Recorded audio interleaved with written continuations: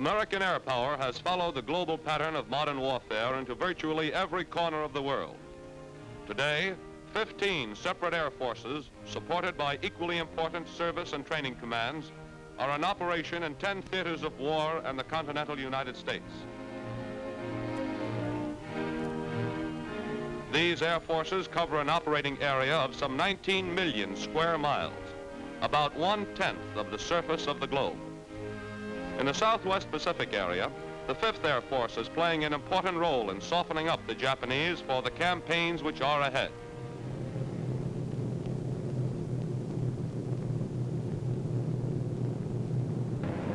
The personnel strength of this Air Force is about 110,000.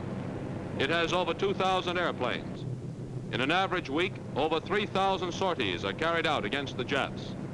And during an average week, the Japs feel the destruction of over 1,100 tons of bombs dropped by 5th Air Force planes.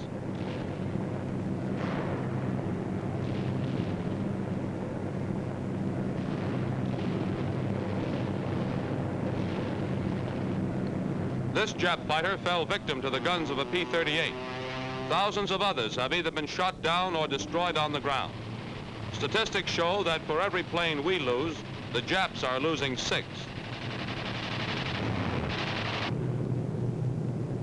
These B-25s are carrying out low-level strafing operations against Jap surface vessels on a Jap-held airfield.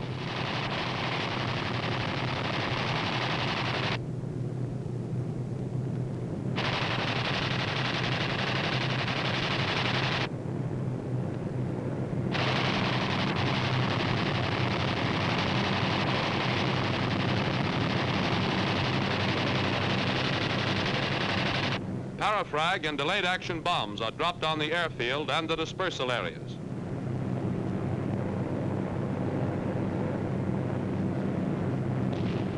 "3,000 sorties and 1,100 tons of bombs per week.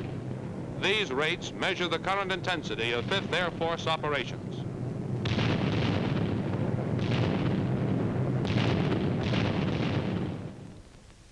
From bases in Great Britain, the 8th and 9th Air Forces are stepping up both strategic and tactical operations against Germany.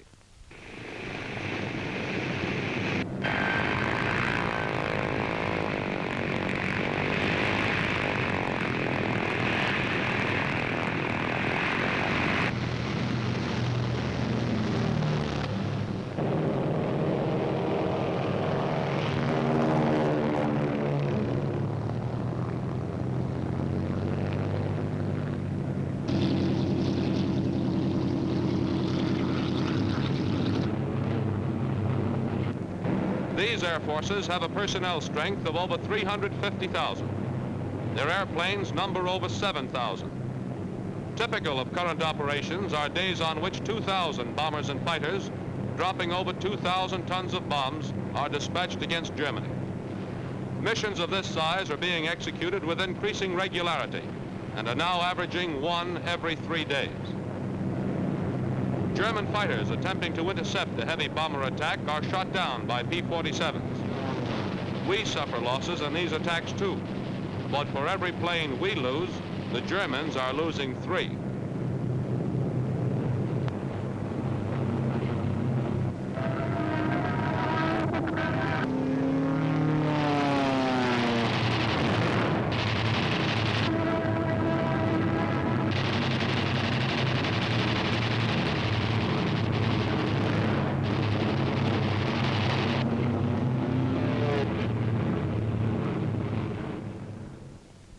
Today, from these fronts all over the world, a series of flight paths lead back to the nerve center of all AAF operations, the continental United States. Here is the home base in December 1943. Each point on this map represents some kind of AAF activity: a training field, a technical school, a supply depot, a modification center, all of the elements which must be combined into an Air Force building and fighting on a worldwide pattern. But operations on such a scale as this have not been an overnight development. To review the story of the AAF growth, let's turn back the calendar to June 1939. 3.5 years ago, the Army Air Corps, as it was then called, was operating on a much smaller scale. We had a total of 36 fields and bases in this country and 4 in other parts of the world. Our Air Corps personnel was approaching 25,000, of which about 2,600 were officers. We had some 2,400 planes, about half of which were combat types. Less than 1% of these combat ships were heavy bombers. As for our training program, there were 367 pilots in training at Kelly and Randolph fields. There were 3 technical schools with 129 men under instruction. Our expansion plan called for 25 combat groups. In June 1939, we had 10 of the 25, and our plan called for 5 heavy bomb groups and 9 fighter groups. Our first concern was hemisphere defense, and fighters were of prime importance.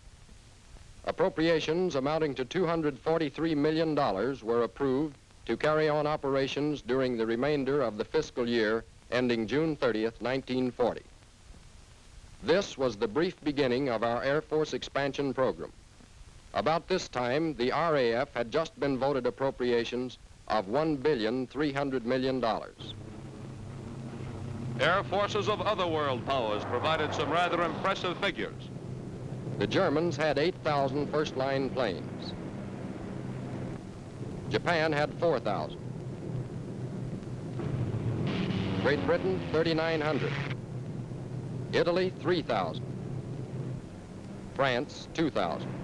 The United States strength at this time was 1,200 combat-type planes. Meanwhile, in every capital of Europe, there was the swift unfolding of as big a crisis threat of war could make.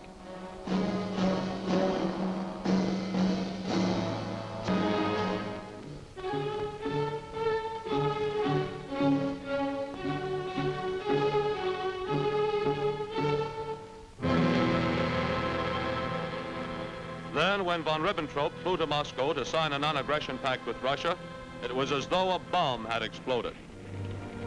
Now the democracies could wait, plan, answer, and defend, but they could not come through with an action for peace as inspired as Hitler's action for war.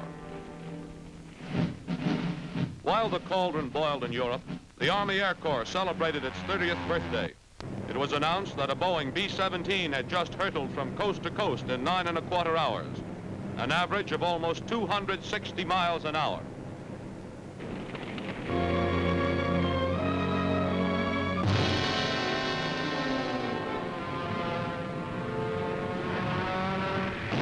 Friday, September 1st, 1939, a German plane dropped its bombs on Puck, a tiny Polish fishing village. Words were ended, only acts remained. War had begun. First Great Britain, then France declared war on a German army which had been preparing for it for almost 10 years.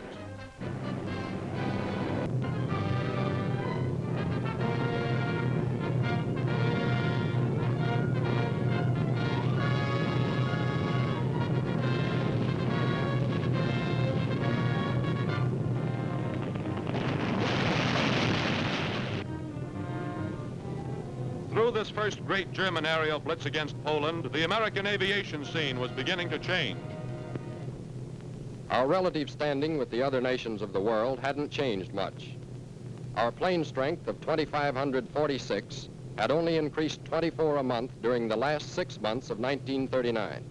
and 144 planes weren't a lot to add to our total. But orders had been placed for 1,000 military aircraft, the largest peacetime orders in the history of U.S. aviation. And by the end of 1939, Air Corps personnel had increased to 43,000.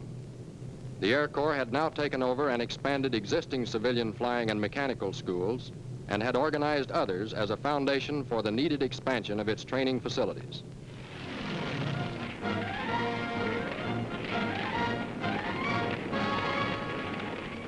In April 1940, with rains and fog providing a protective curtain, the Germans landed troops in Denmark. Then Norway.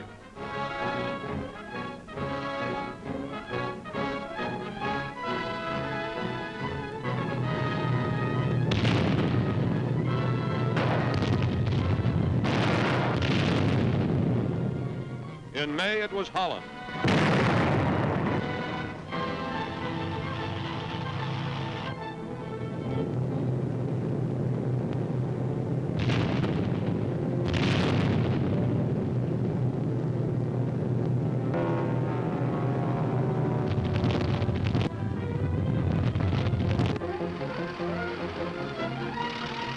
Then Belgium.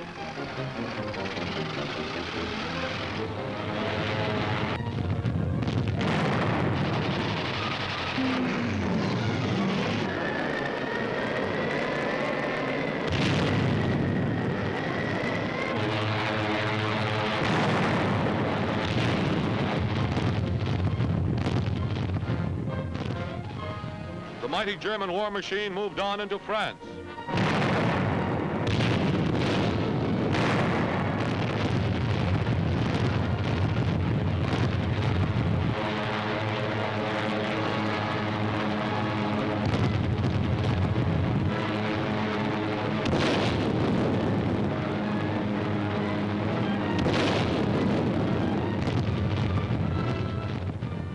The campaign of the lowlands was climaxed by the dramatic Allied evacuation at Dunkirk.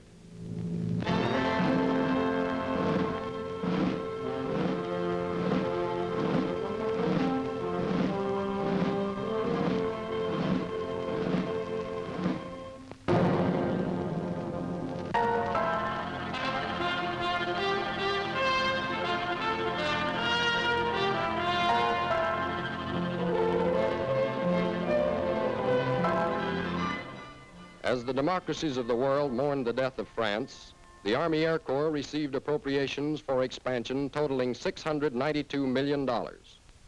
And in September of 1940, another $1.5 billion was voted to be spent during the fiscal year ending June 30th, 1941. This last appropriation was almost as large as the total amount of money appropriated for Army aviation during its first 33 years. September 1940 brought about the British-American exchange of island bases for overage destroyers. The Selective Service Act was passed, and the Air Corps was now assured of a continuous source of trainees.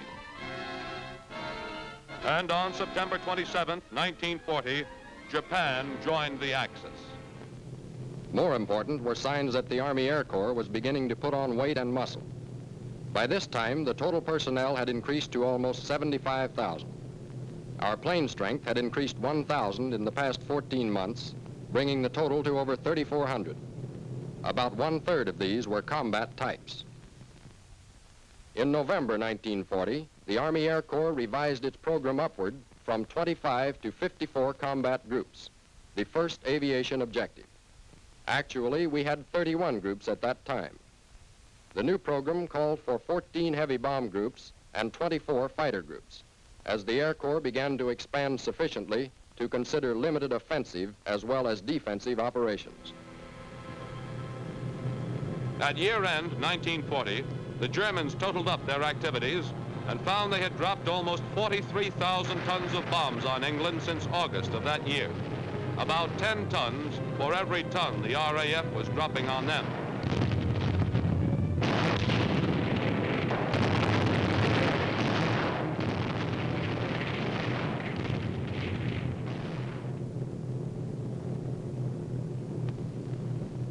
By May 1941, Air Corps personnel had reached 152,000 and was increasing at a rate of 10,000 a month. We were increasing our plane strength at a rate of 600 a month, and the total now stood at over 6,000. The fulfillment of the 54 Combat Group program was a goal which drew closer with each month that passed.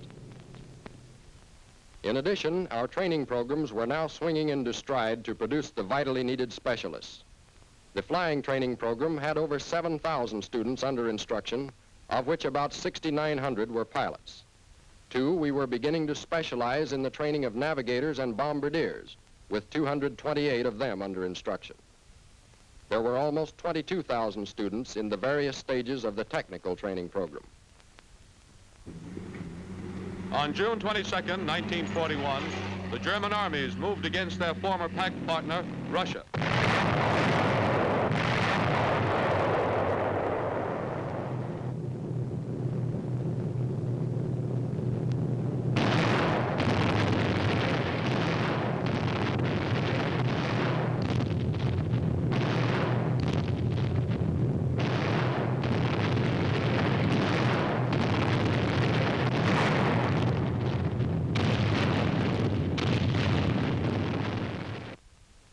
Also in June, the Air Corps received $4 1/3 billion for the fiscal year 1942.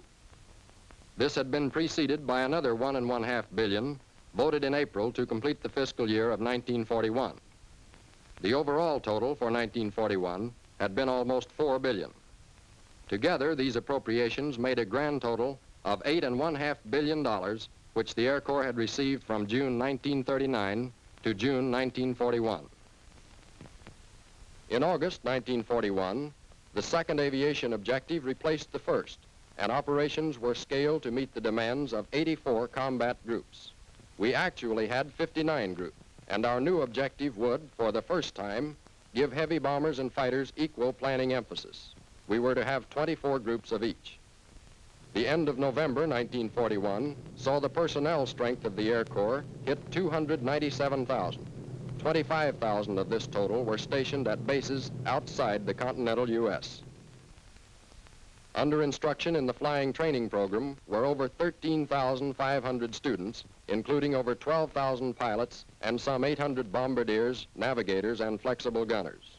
Almost 30,000 students were under instruction in the network of technical training schools across the country. We now had 96 bases and stations, and 41 more had been authorized or were under construction. Our plane strength was almost 11,000, but only 3,000 of this total were combat types, and less than 1,200 of these were suitable for immediate action measured by standards at that time. About 525 of these first-line combat planes were located in the Pacific area. That's the record to December 7th.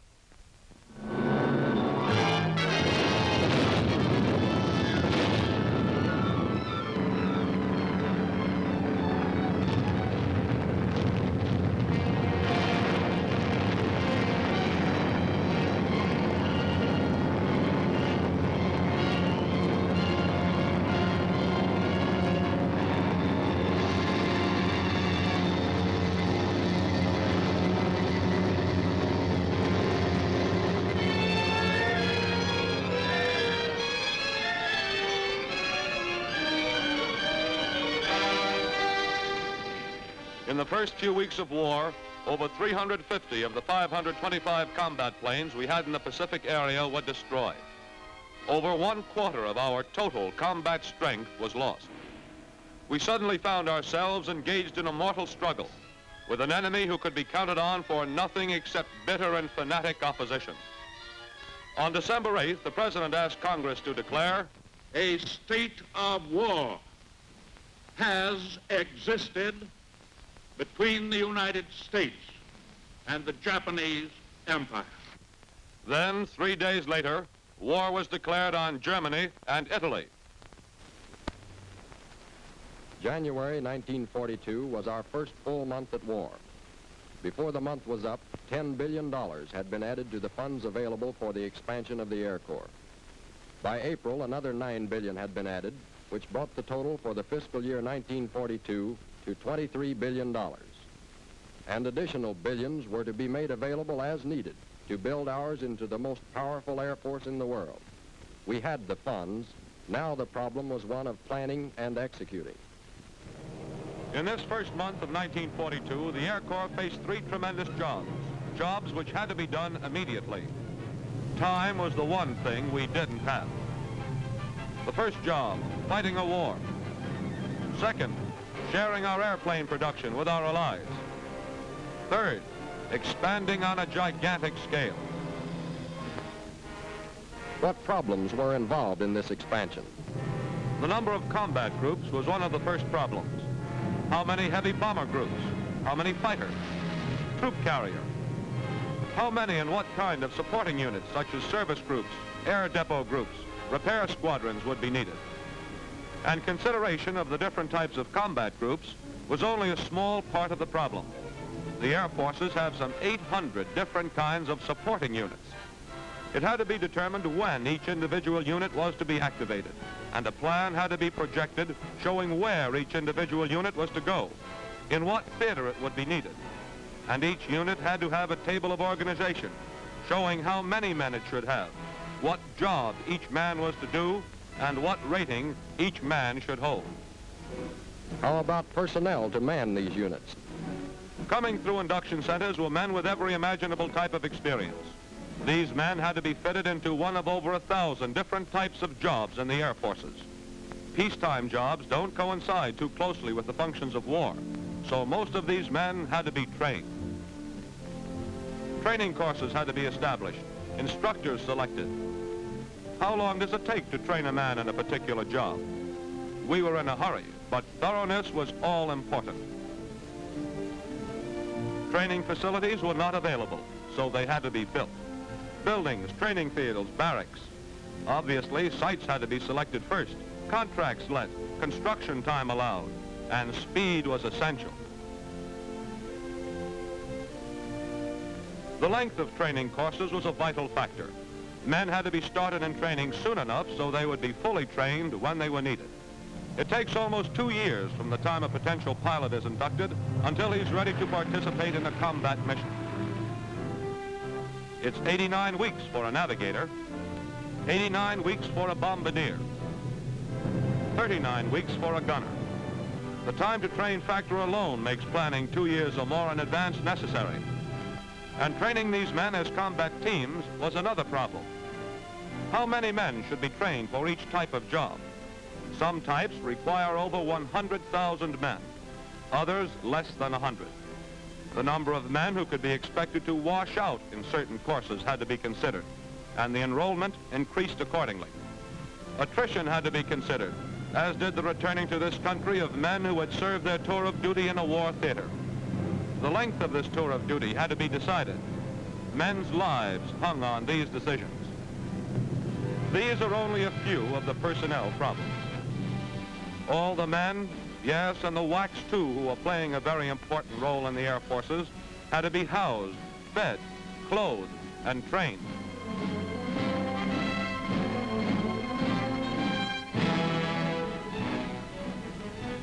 Hospitals and adequate medical care were essential.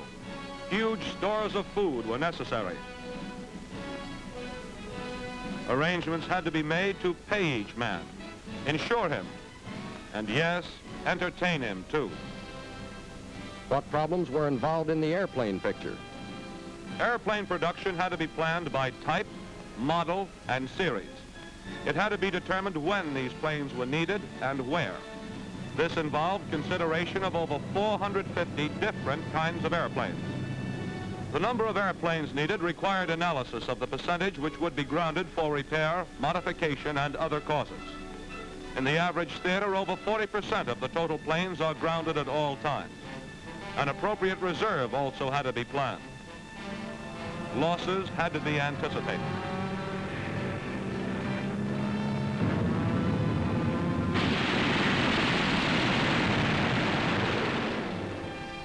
Replacements must be made, and the time required to produce an airplane makes anticipation of our losses essential. The length of time required to send a replacement plane to a given theater is an important factor. We could only plan on about 50% of this country's productive capacity in placing orders for airplanes. The other 50% was going to the Navy or to our allies. What about the problem of spare parts? An adequate stock of spare parts speeds repair work and keeps planes flying. Overstocks mean critical materials wasted, stockroom space wasted, and man-hours lost. Decisions had to be made as to what kinds of spare parts, for what type, model, and series of airplanes should be stocked in each individual stockroom. Yes, and when. What about equipment and supplies? Each individual unit of the Air Forces had to have a table of equipment, setting forth in detail just what items it would need. And the individual items of equipment which had to be covered numbered over 500,000 and varied from a nutter bolt to a multi-ton truck. The quantities of each of these items had to be determined and orders placed. How about bombs? Some 18 different types, varying from a 2,000-pound general purpose bomb to a 4-pound incendiary. The types needed for different targets was a big factor. The number of each type had to be decided and orders placed soon enough to ensure that our bombers would have enough of the right kind of bombs to drop on a given target at the right time. And gasoline. A heavy bomber in the United Kingdom averages some 240 gallons per hour of flight. A fighter in India will use about 50 gallons per hour. In 3 months of 1943, over 100 million gallons of gasoline were consumed by overseas units. This is high-octane aviation fuel. Again, decision had to be made as to how much would be needed, when and in what theater. Facilities to produce this gasoline had to be built. Transportation was another problem. Not only the gasoline, but the men, the planes, the equipment, the supplies, the spare parts, the bombs, all had to be moved within this country and, more important, overseas. These are just a few of the problems involved in the expansion of our air forces, but they all had to be solved. February 1942 brought the latest revision of the combat group program. This time it was upward from 84 to 115. We actually had 71 groups, and now for the first time, heavy bomb groups were to outnumber fighter groups. It was to be 34 to 30. In March, the complete streamlining of the United States Army created the Army Air Forces with General Arnold in command.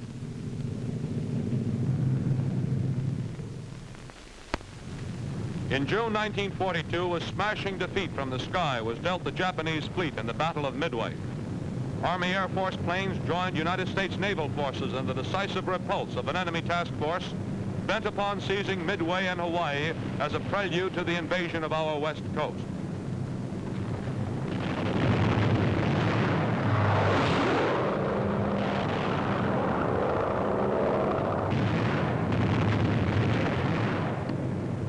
Air power played a decisive role in turning back this seaborne enemy force. But a full understanding of the importance of winning this battle comes only with the realization of the disastrous consequences which might well have followed its loss. Signs of rapid expansion were evident in June 1942, when the total personnel assigned to the Air Forces had jumped upward to well over 750,000. Our total aircraft was now almost 22,000. In June, Hitler's fortress Europe rocked under the terrific pounding of RAF bombers.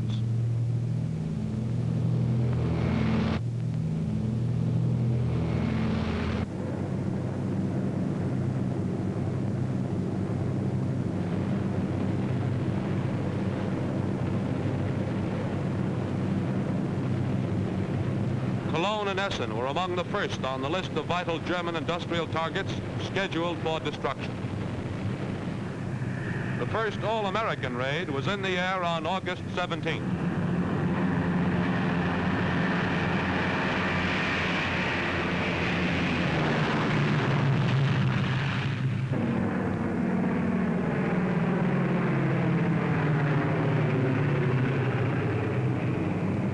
A formation of 18 B-17s was on its way to attack Rouen.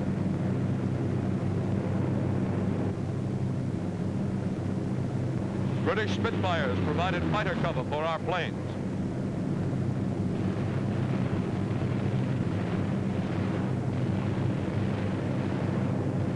Over the target, Nazi fighters attempt to intercept the bombers and are driven off by the Spitfires.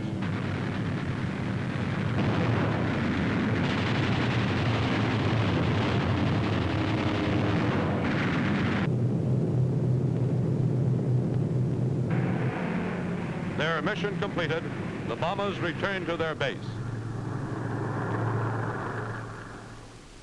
At home, the combat group plan was revised for the second time in 3 months. To follow up the 224 figure established in July, a new objective of 273 groups was set. That September, we actually had 109 groups. Of outstanding interest was the fact that this newest plan called for 104 heavy bomb groups and 90 fighter groups. Clearly, future planning was concerned a great deal with the offensive punch which the heavy bombers could deliver. The African campaign furnished full proof of the terrific wallop packed by the heavy bomber. American B-24s, which the British fondly called pink pigs because of their desert camouflage, and B-25s were joining the RAF in hammering at Axis supply depots, trucks, mobile guns, and tanks.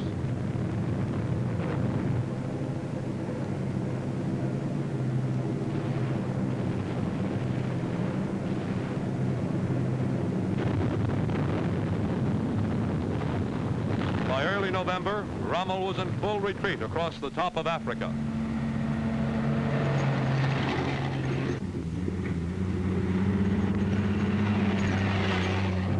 While the air forces were operating in coordination with the ground forces in this full-scale campaign, in other parts of the world, other men and other planes were carrying out missions to clear the skies, to soften up the enemy for future attacks.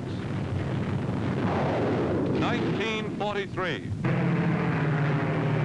This is the year our aerial superiority was clearly established. This is the year that combat operations swung into full stride. Yes, Italy, Germany, and Japan can attest to that. First quarter. American Air Force's planes flew more sorties in this quarter in just 3 months than they did in all of our previous war activity. They dropped more bombs from January through March than they did from Pearl Harbor to the end of 1942. Our personnel was now in excess of 2 million, and it had been increasing at a rate of 150,000 a month during this first quarter. In the matter of aircraft strength, our total figure as of March 31st, 1943, was almost 43,000, and we were adding to this at a rate of about 2,700 planes a month net. Our combat losses of 381 planes, compared to the Axis losses of 1,206, showed a ratio in our favor of a little better than 3 to 1, not to mention 459 enemy planes probably lost. The training picture at the close of this first quarter showed new peaks of activity. There were over 98,000 men under instruction in the flying training program, including over 72,000 pilots and almost 8,000 each of bombardiers, navigators, and gunners. Technical training now had 185,000 students under instruction.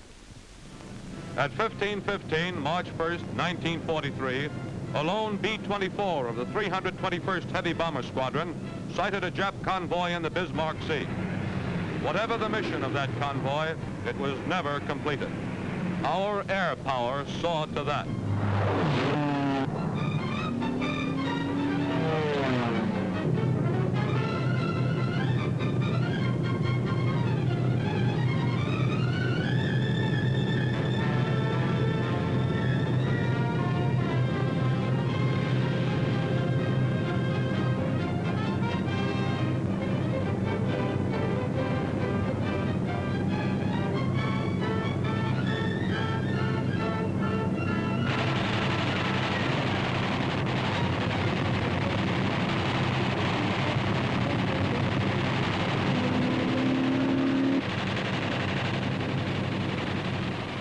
As important as this smashing defeat handed the Japs was the fact that the skip bombing technique, used for the first time on such a scale, proved to be an effective method of destroying enemy ships.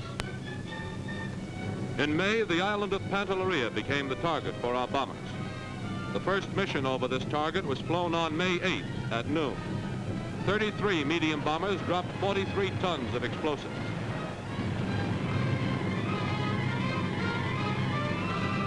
"34 days later, on June 11th, after almost 6,000 tons of bombs had been dropped by our planes, Pantelleria surrendered.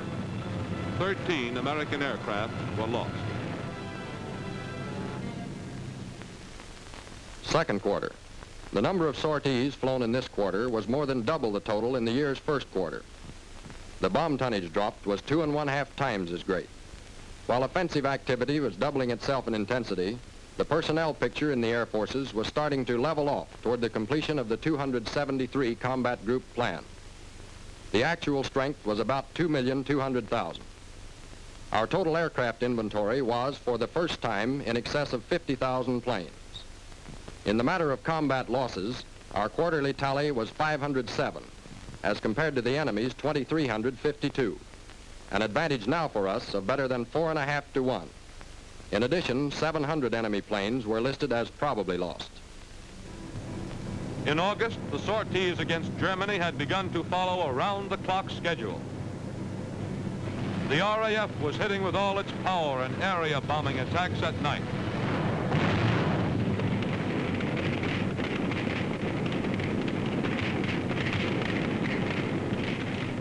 The AAF was concentrating on daylight precision raids.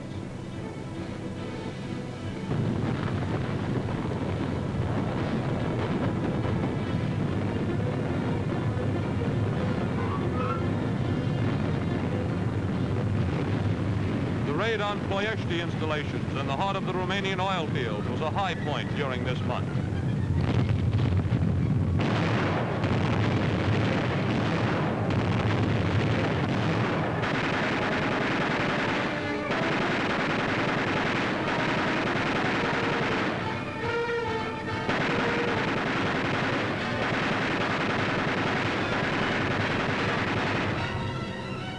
Our losses were high, but the destruction spread by these B-24s was a serious blow to Germany's vital fuel supply.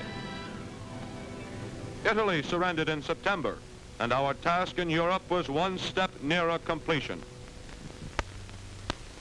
Third quarter. AAF activity in the third quarter again surpassed all previous records for intensity. The number of sorties was about 80% more than the second quarter. The tonnage of bombs dropped was more than twice that of the previous quarter. Personnel strength had now risen to over 2,300,000, and we had almost 57,000 planes on hand. In this quarter, our combat losses totaled 850, against 3,871 enemy certains and 873 probables, an advantage in certain losses of over 4.5 to 1. It was 6 to 1 against the Japs. As the final 3 months of 1943 began to roll off the calendar, air marks were hung up every day. The first week in October, the 8th Air Force had over 1,000 each of heavy bombers and fighters. There were now more than 1,000 B-24s outside the continental United States. The P-47 was now our most numerous fighter plane. On October 8th, 855 planes left Great Britain for a raid on Bremen and Vegasek. The effort and planning necessary to accomplish a mission of this size can hardly be realized simply in the number of planes involved. The planes flew a distance of at least 850,000 miles and traveled over 1,400 miles just on the ground in takeoffs, landings, and taxiing. They used almost 1 million gallons of gasoline and 25,000 gallons of oil. They were loaded with 2.5 million pounds of bombs, 2.75 million rounds of ammunition, and perhaps 800 pounds of maps.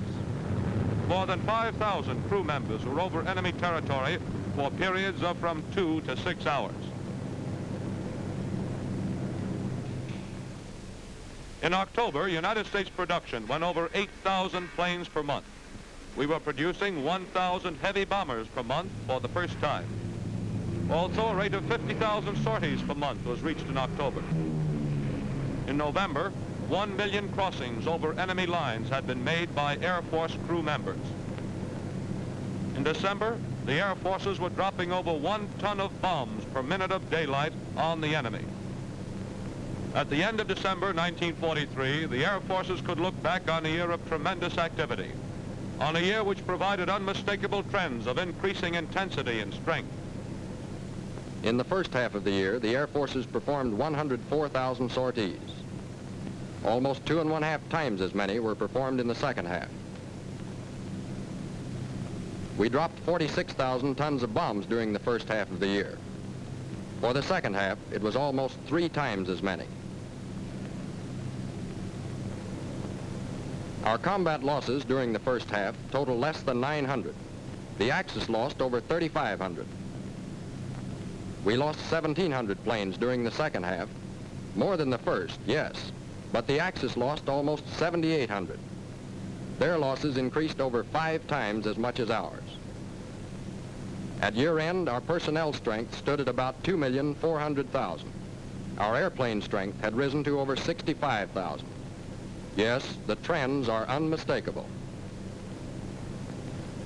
In the months ahead, offensive actions are destined to become so sweeping and so intensive in all theaters that statistics will double and redouble. In 1944, planned operations call for 1.5 million sorties against the enemy. That's 3.5 times the number flown in 1943. Our planes will drop 700,000 tons of bombs on enemy targets in 1944. That's 3.5 times the destruction they dropped in 1943. And in 1944, about 6 million crossings over enemy lines will be made by Air Forces crew members. That's 5 times the total number of crew members who have flown offensive missions during the last 2 years we've been at war. The middle of the year will see 2 tons of bombs per minute of daylight being dropped on our enemies. In the fiscal year 1945, the Air Forces will amass a total of 60 million flying hours. This means that Army Air Forces planes will fly over 164,000 hours each day throughout the year. Yes, Berlin and Tokyo have a lot to look forward to.